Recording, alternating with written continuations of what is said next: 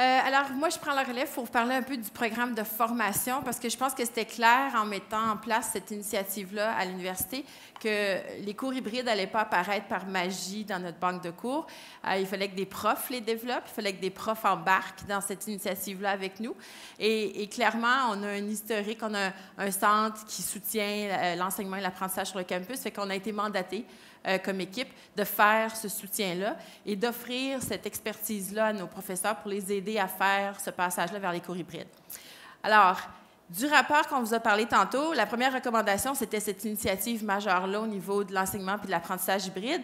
La recommandation numéro 6 suivait en disant qu'il fallait améliorer les programmes de perfectionnement professionnel et particulièrement pour soutenir cette initiative-là, de développer des outils web, de s'assurer qu'on allait supporter nos professeurs dans ce processus-là pour ceux qui voulaient se joindre à l'initiative et partir dans cette direction d'utiliser davantage les technologies dans un cadre de cours hybride. Alors, comme je vous disais, notre équipe, on est déjà sur le campus depuis plusieurs années. On a une équipe d'experts qui travaille en pédagogie universitaire, mais aussi en utilisation des technologies.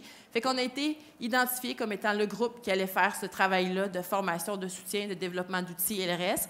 Puis on a aussi une grande expertise en termes de formation, parce qu'on en offre, on a des programmations de formation sur toutes sortes de sujets qui portent sur l'enseignement et l'apprentissage. Mais là, on devait construire quelque chose de nouveau, je dirais un peu d'innovateur aussi, qui allait cadrer bien avec cette initiative-là hybride.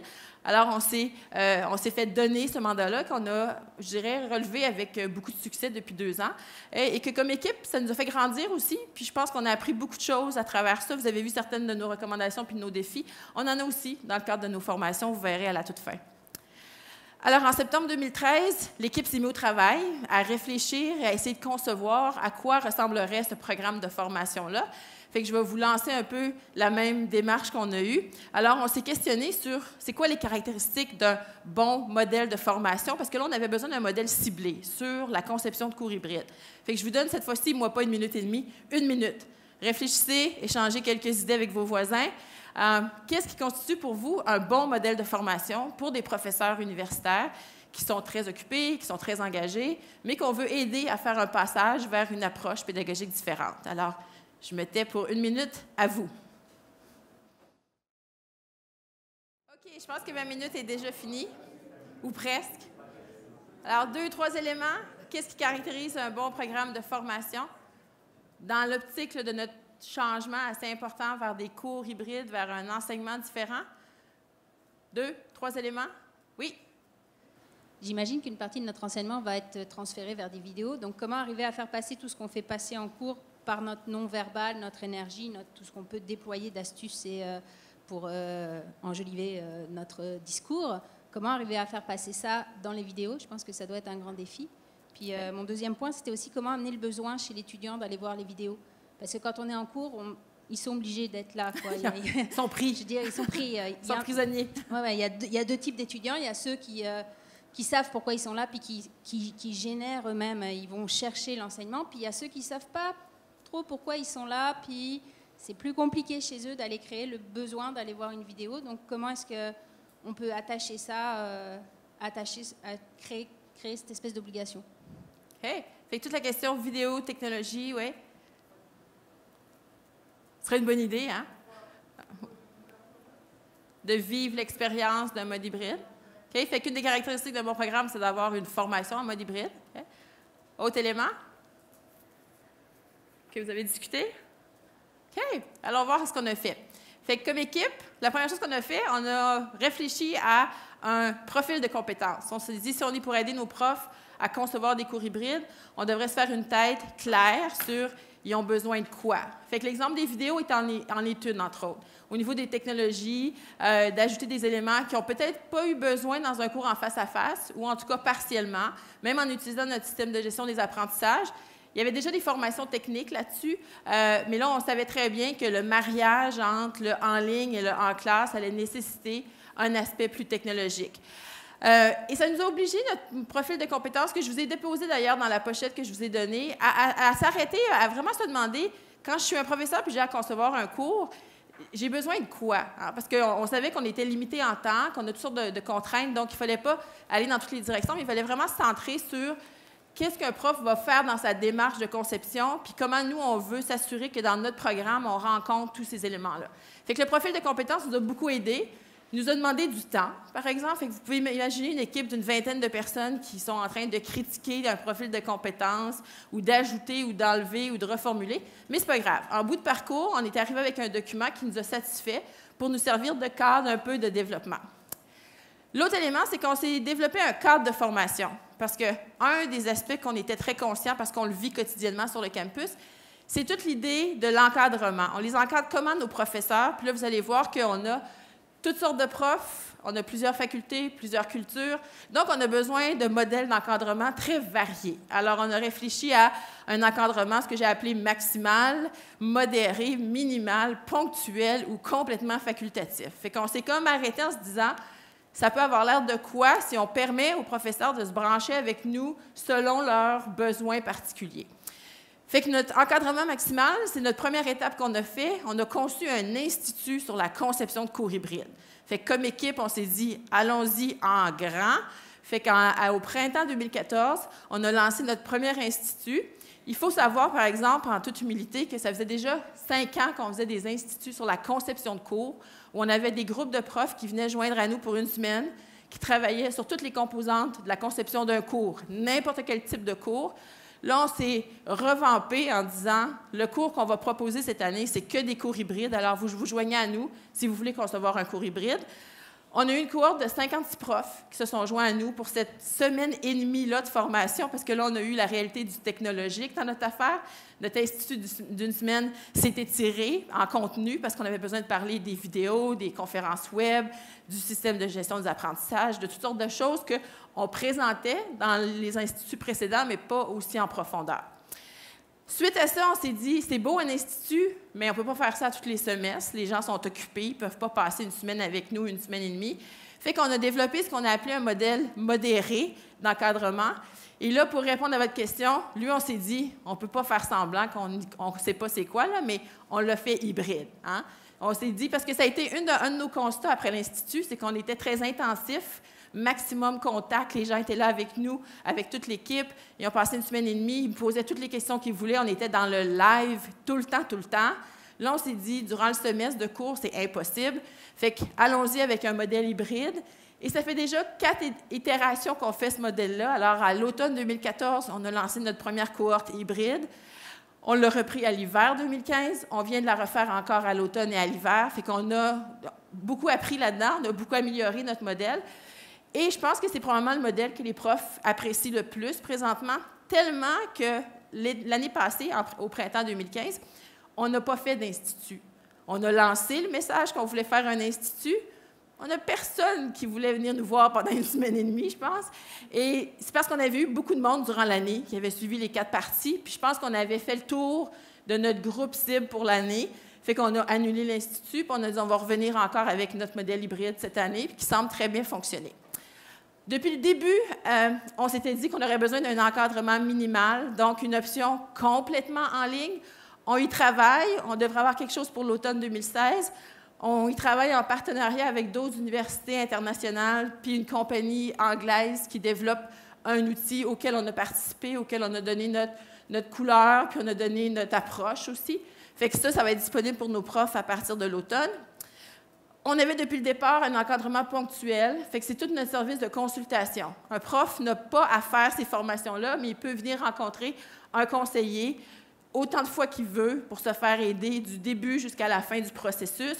Et ça, c'est là pour toute initiative au niveau de la pédagogie, encore plus pour l'initiative des cours hybrides. Il peut faire ça, il peut faire une démarche complètement personnalisée sans avoir à faire l'encadrement de formation.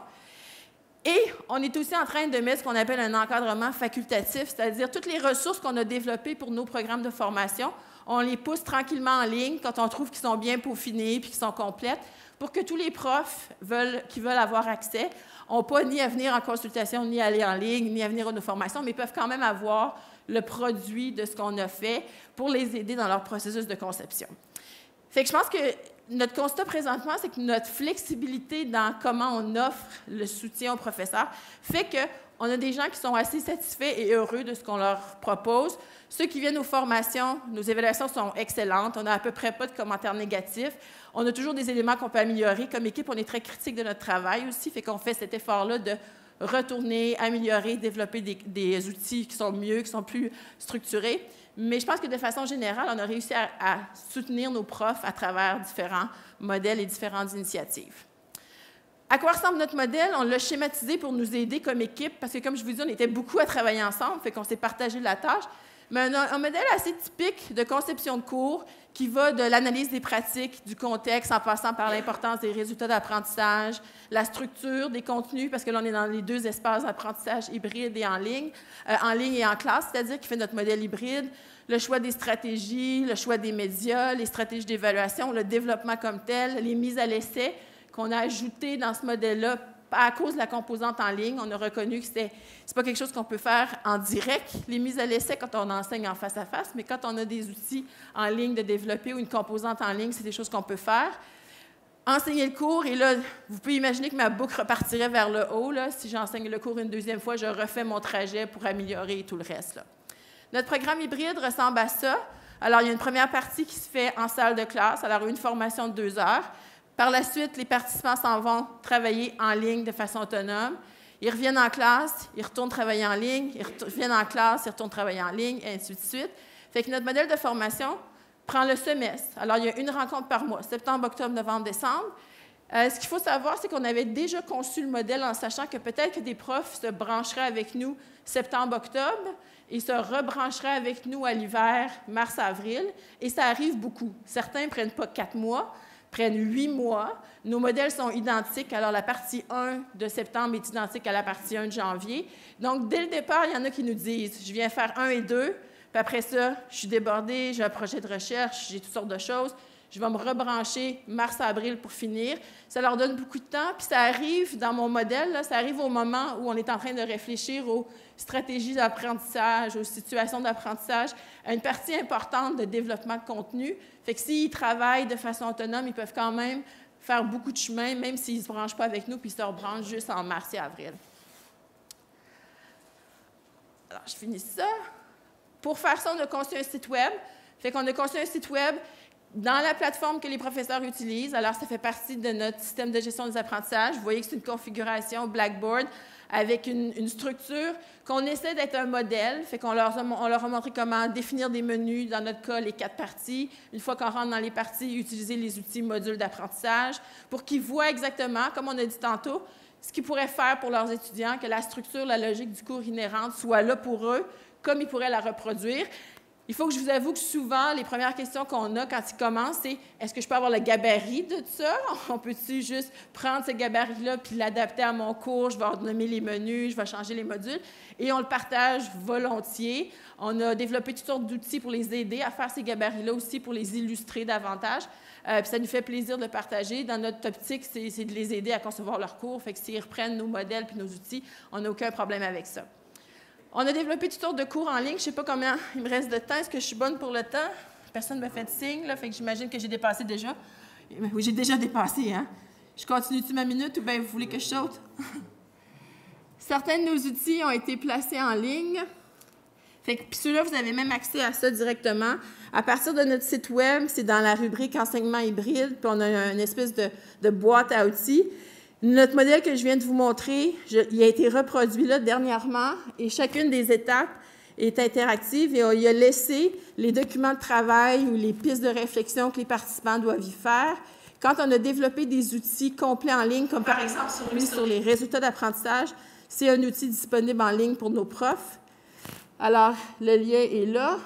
Merci pour le lien. Croyez-moi, il est là. Même chose pour... Des fois, c'est que des documents parce qu'on a proposé des ressources pour guider les interventions. À d'autres moments, c'est, encore une fois, des outils interactifs. On a un outil sur l'évaluation de mi-session, entre autres, s'assurer que les étudiants nous donnent la rétroaction durant le processus. Fait que le modèle qui est anciennement caché derrière derrière notre site de cours qui était protégé derrière notre campus virtuel. On le déploie tranquillement au fur et à mesure que nos outils fonctionnent et qu'on est confiant avec la qualité et tout ça. Puis qu'on a eu des commentaires des profs aussi, on le pousse dans cette section-là des outils pour permettre, encore une fois, à l'ensemble de nos profs d'y avoir accès sans avoir eu à venir à la formation. Quelques notes pour finir. Comme je disais tantôt, à notre Institut 2014, on a formé 56 professeurs. À l'année 2014-2015, on en avait 107 durant l'année complète. Certains l'ont fait en 4 mois, certains l'ont fait en 8 mois. Mais j'arrive à compter les personnes comme telles et non pas juste les inscrits à des formations, là. Présentement, on est en train de faire le bilan. Je dépasse encore un peu la centaine. Fait qu'en termes de cibles, on est largement au-delà de nos cibles. Ma cible pour la première année, c'était de former 40 profs. Pour la deuxième année, c'était d'en former 100. Fait que je suis déjà à moitié de ma cible de 500 qu'on avait pour 2020 et on est juste en 2016. Fait que clairement, il y a un intérêt auprès de nos profs de se lancer dans ça.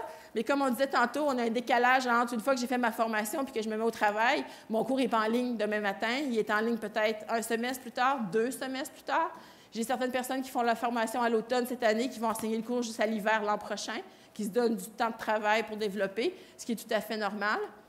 Nos prochaines étapes, bien, je pense qu'on continue d'améliorer nos ressources, puis on essaie de les pousser de plus en plus en ligne, ouvertes à tout le monde, y compris à la communauté à l'extérieur de l'Université d'Ottawa.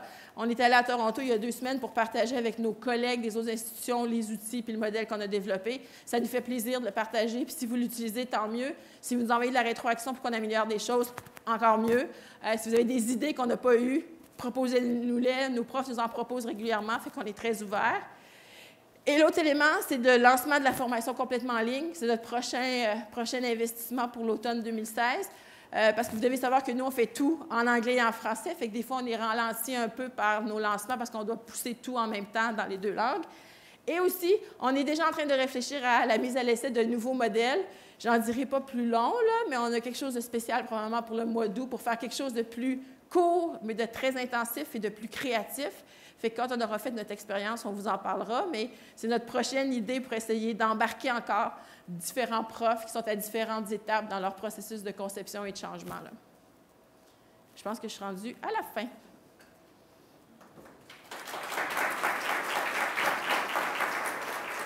J'imagine, je ne sais pas si on a des questions là ou des commentaires, si on va en prendre quelques-uns avant la pause. Je proviens du milieu du logiciel. Dans le secteur du logiciel, on sait pertinemment bien que la majeure partie des coûts n'est pas dans le développement initial, mais dans l'entretien. Régulièrement, vous allez voir dans la littérature la règle de 20-80 ou 60-40, des choses comme ça, où si on regarde le cycle de vie au complet d'un logiciel, 20, 30, 40 points, 50 points, peu importe, les coûts sont dans le développement initial et la grande partie des coûts, la majorité des coûts, très régulièrement, disons, est dans l'entretien, mais c'est des coûts qui s'échelonnent sur plusieurs années. Alors ici, votre partie en ligne, tous vos éléments en ligne sont en quelque sorte des composants technologiques qui doivent être entretenus. Quelle est votre stratégie? Vous avez justement parlé de développement, mais c'est quoi la stratégie pour garder tout ça là à jour, soit en fonction de changements technologiques ou en fonction de changements de contenu? Veux-tu que je commence à répondre à ça? Oui. Bien, comme toute initiative stratégique qui nous est arrivée un peu d'en haut, avec une enveloppe budgétaire, on a souvent ce constat-là qu'on n'a pas réfléchi au maintien. Fait que là, on a une entente jusqu'à 2020. Je pense que ça va être notre rôle à nous et aux professeurs aussi qui se sont embarqués d'aller relancer pour être capable de maintenir.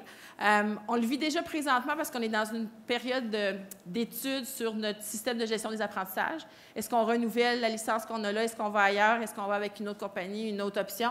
Fait qu'on sait déjà qu'on va avoir à faire du passage. Comme équipe de formation, ça fait comme partie de ce qu'on a à faire, de maintenir ça, d'être sûr que ça continue à fonctionner, de l'améliorer. Fait comme équipe de formation, je ne suis pas souvent confrontée à ça parce que ça fait partie de nos plans de travail à chaque année, de s'assurer qu'il y a un maintien qui est fait. Mais je reconnais que pour les professeurs, c'est un défi. Parce que l'enveloppe qu'on leur donne pour soutenir le développement n'est pas essentiellement renouvelable. Mais on est là comme équipe pour les aider à faire ce passage-là. Mais je pense que comme toute initiative importante, là, ça va être à nous à retourner, à les convaincre, notre bureau des gouverneurs, qu'il faut maintenant avoir une enveloppe pour le maintien. Parce que c'est étrangement quelque chose auquel ils passent rarement, et je dirais même notre province passe rarement à ça. On a une initiative provinciale là, de e-campus, qu'on appelle le e-campus, où il y a beaucoup d'argent là, mais il y a l'air d'avoir le même je dirais, la même fracture ou comment on va maintenir par la suite. Là. Puis je pense que ça devient souvent un peu des solutions politiques où là, il faut qu'on se rassoie puis qu'on renégocie pour le maintien. Mais je reconnais que c'est un défi. Ouais.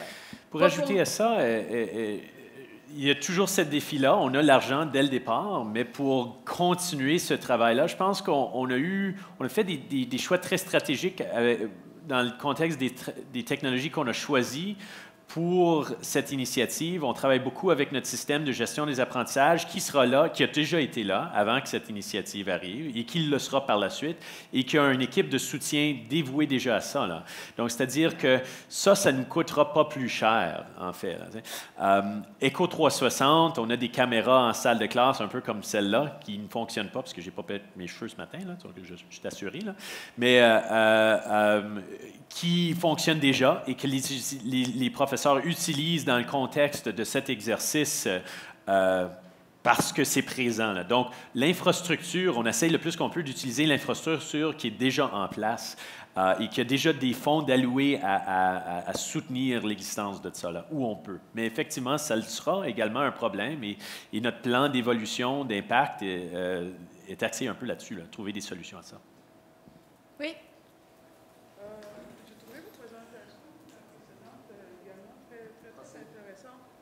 J'aimerais savoir, votre équipe est constituée de combien de personnes? L'équipe au SAA, c'est une équipe qui a des mandats un peu différents. On a une petite équipe au Centre de pédagogie universitaire qui s'intéresse beaucoup au soutien très proche des professeurs. On a toute l'équipe technique d'infrastructure qui soutient notre système de gestion, qui soutient notre technologie en salle de classe, Echo 360 et tout le reste. Et on a une équipe qui fait du développement, qui est une équipe un peu particulière, qui développe des objets en ligne, qui développe des cours en ligne. Fait que tout ce monde-là ensemble, je dirais qu'on est à peu près 60 personnes permanentes auxquelles on s'ajoute une dizaine de personnes contractuelles selon les besoins. Mais je dirais que nos profs, quand ils viennent nous voir, il y a un laboratoire pour le système de gestion des apprentissages, fait qu'ils peuvent venir à n'importe quel moment de la journée parler à quelqu'un s'ils ont besoin d'aide sur le plan technique. Ils peuvent prendre rendez-vous avec l'équipe du Centre de pédagogie universitaire pour des questions plus pédagogiques. Fait qu'on a quand même une équipe. Mais comme je vous dis, on a 40 000 étudiants, donc 44 000 étudiants, donc on a à peu près 1 200 profs réguliers sur le campus, auxquels s'ajoutent 800 à 900 profs à temps partiel par année, auxquels s'ajoutent 3 ou 4 000 assistants d'enseignement qui ont tous accès à nos services. Fait qu'on a l'air d'être une équipe assez substantielle, mais quand on se partage avec tous les gens qui viennent nous relancer pour pas juste l'initiative hybride, mais n'importe quelle autre initiative stratégique qu'on a ou particulière au sein des facultés, on n'est pas une si grosse équipe que ça comparée à d'autres grandes institutions. Ouais. Donc, pour les conseillers qui travaillent avec les professeurs directement, de ce groupe de 60, là, il y en a à peu près 6. Ouais. C'est-à-dire, quand il y a un prof qui rentre pour avoir une consultation sur n'importe quel morceau, pas seulement l'initiative hybride, il y a à peu près 6-7 personnes là, au plus. Là. Donc, ça veut dire que l'équipe fait beaucoup de choses. Ouais.